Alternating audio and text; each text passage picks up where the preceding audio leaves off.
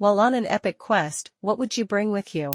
First and foremost, I'd be like, well, I need something to read if I'm going to be gone for a long time. I know the sort of objectively correct answer is to have like a device, like a phone or a Kindle, so I can have like 1,000 books with me. And yet I find that in practice, I don't find myself successful at reading that way. I find that when I do have like 100 books on my phone. Do I ever read them? No, because there's like 100 of them. So I like don't know which one I'm reading. So honestly, I probably like would bring like one book and like hope the journey was like not too long so I didn't run out, because I feel like I need to like have my book and like know what book I'm reading.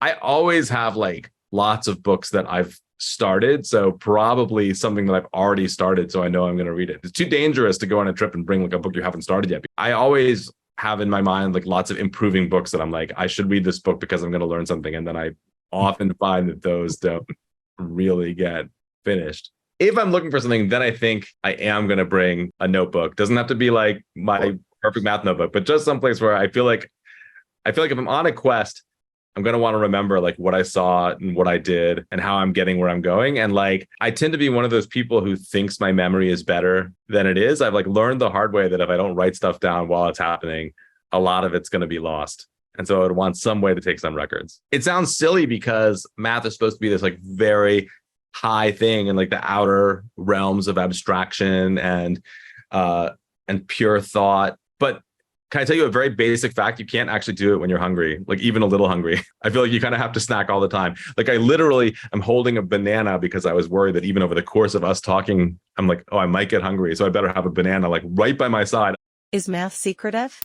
I feel like mathematicians generally feel like the universe is like pretty benign, because you just constantly have that feeling of like, wow, like it all fits together. It's beautiful. It's fantastic. Like the world works exactly right. Feel like somehow when you say uncover secrets, it's like somebody's trying to hide something from you. And actually, it's not that kind of feeling. If anything, I guess the emotion you have as a mathematician is that, yeah, there's a lot that's below the surface of the universe that like with a lot of work you can understand. But I sort of feel like the universe is helping you. It's not trying to hide stuff from you. I feel like mathematicians generally feel like the universe is like pretty benign. And understanding that the facts of mathematics were like facts about the world. Sometimes I think we lose that, right? I mean, sometimes I think we lose that in our teaching, that, you know, an algebraic expression, I mean, this is going to sound like silly when I say it, but sometimes we forget to say that an algebraic expression is expressing something, is like saying something.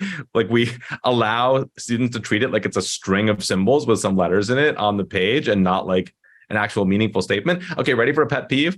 I feel like you see a lot of people complaining, oh, like my kid came home from school and they had something about like number sentences. And the parents get very mad and are like, but this isn't what we learn. Like, what is a number? It's like there's sentences in English class and there's equations. Like, why is my kid being told about a number sentence? But that actually, I think, is great pedagogy, because by calling it a sentence, we're like reminding the students, okay, it says something just like a sentence does. If we say X equals 3, right? We're saying there's some unknown quantity out there and it has a value, and that value is 3. It's not just like a string of symbols to be manipulated.